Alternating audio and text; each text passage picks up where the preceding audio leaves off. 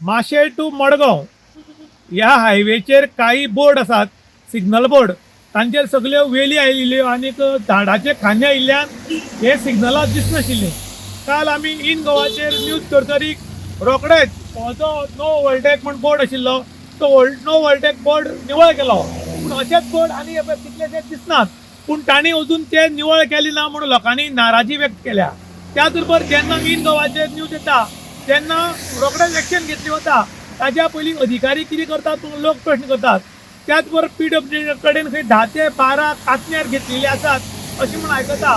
पूण तातूंतले काही ऑफिसांत बसून उरतात जाल्यार काही रस्त्यार उरतात, पूण चडशे ते सहसा दिसनात.